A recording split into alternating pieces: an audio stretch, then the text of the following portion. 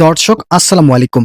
1:4 অনুপাতে নবম pay scale সংশোধন, 100% পেনশন সুবিধা ও পে কমিশনের প্রতিবেদন প্রধান উপদেষ্টার কার্যালয়ে জমা।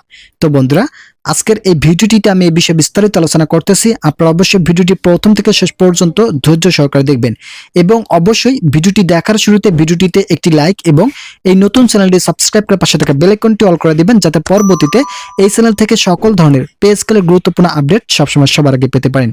দীর্ঘদিন পর 1:4 অনুপাতে নবম পে স্কেল কার্যকর করার মাধ্যমে সরকারি চাকরিজীবীদের বেতন ও ভাতা বৃদ্ধি করা হলো। ইতিমধ্যেই 1:4 অনুপাত আকারে একটি খসড়া তৈরি করেছে পে কমিশন। খসড়ায় উল্লেখ করা হয়েছে সরকারি চাকরিজীবীদের বেতন 14টি গ্রেডে 1:4 অনুপাত করা হবে। প্রধান উপদেষ্টা এই খসড়া অনুমোদনের জন্য অর্থ মন্ত্রণালয়ের কাছে প্রেরণ করবেন। অর্থ উপদেষ্টা ডক্টর সালাউদ্দিন আহমেদ সরকারি চাকরিজীবীদের বেতন ও ভাতা বৃদ্ধির বিষয়ে ইতিমধ্যে আবারও ইতিবাচক তথ্য প্রকাশ করেছেন। অর্থ উপদেষ্টা বলেন, সরকারি কর্মচারীরা তাদের যে দাবিগুলো জানিয়েছেন সেই দাবির আঙ্গিকায় নতুন খসড়া তৈরি করা হয়েছে। এই খসড়া অনুমোদনের অপেক্ষা রয়েছে। বাজেটের সমস্যা থাকার কারণে অনুমোদন দিতে সময় ক্ষেপণ হলেও আগামী ডিসেম্বরের প্রথম সপ্তাহে বাজেট সংশোধন করার মাধ্যমে খসড়া অনুমোদন দেওয়া হবে। ভিডিওটি চলাকালীন সময় আপনাদের কাছে রিকোয়েস্ট করতেছি, আপনারা অবশ্যই এই ভিডিওটিতে একটি লাইক এবং আমাদের এই নতুন চ্যানেলটি সাবস্ক্রাইব করে ভিডিওটি কন্টিনিউ করুন। পে কমিশনের একজন ঊর্ধ্বতন কর্মকর্তা নাম অপ্রকাশিত রাখা শর্তে বলেন, সরকারি কর্মচারীরা তাদের ভাতা বৃদ্ধির জন্য যে দাবিগুলো জানিয়েছেন সকল দাবি হয়তো পূরণ করা সম্ভব নয়, তবে গুরুতর দাবিগুলো পূরণ করার মাধ্যমে সরকারি কর্মচারীদের আর্থিক অবস্থানকে সচল করা হবে। এর মধ্যে থাকছে 20 গ্রেড বাতিল করে 14 গ্রেড বহাল রাখা, শতভাগ পেনশন সুবিধা সহ 10% ইনক্রিমেন্ট চালু রাখা।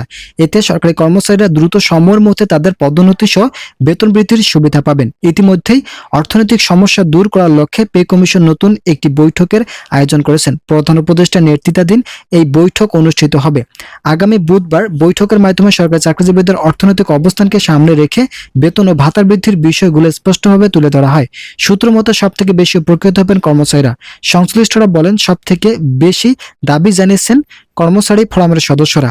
তাই আমাদের এই নবম পে স্কেল থাকবে বাস্তবধর্মী ও কর্মচারীদের উন্নয়নের নতুন চাবিকাঠি। তো বন্ধুরা, আজকের এই ভিডিওটিতে আমি এই বিষয়ে আরো পূর্ণাঙ্গ আলোচনা করার পূর্বে আপনাদের কাছে রিকোয়েস্ট করতেছি, আপনারা অবশ্যই এই চ্যানেলটি সাবস্ক্রাইব করবেন, যাতে পরবর্তীতে পে স্কেলের গুরুত্বপূর্ণ আপডেট মিস না হয়ে যায়।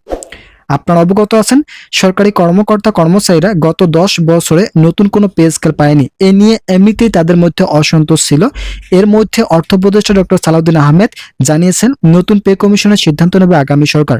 গত রবিবার 9 নভেম্বর সচিবালয়ে অর্থনৈতিক বিষয় সংক্রান্ত উপদেষ্টা পরিষদ কমিটির বৈঠক শেষে তার এমন বক্তব্যে ক্ষুব্ধ ও হতাশ হন সরকারি কর্মকর্তা কর্মচারীরা।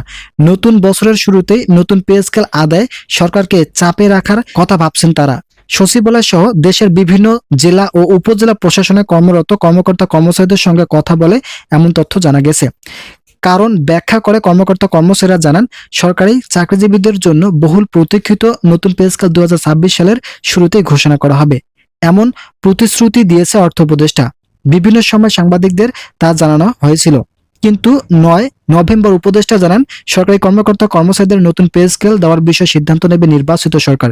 এই বক্তব্য মানতে পারতেছে না কর্মকর্তা কর্মচারীরা। বিষয়টি সরকার আরো নিবিড়ভাবে পর্যবেক্ষণ করে চূড়ান্ত সিদ্ধান্ত নেবে বলে দাবি করেন তারা। তো ইতিমধ্যে এই বিষয়ে নতুন একটি প্রতিবেদন প্রকাশিত হয়েছিল। আজকের এই ভিডিওটিতে আমি এই বিষয়ে বিস্তারিত আলোচনা করলাম। আশা করি ভিডিওটি থেকে অনেক উপকার পেয়েছেন। যদি উপকার পেয়ে থাকেন তাহলে অবশ্যই চ্যানেলটি সাবস্ক্রাইব করে পাশে থাকা বেল আইকনটি অল করে দিন।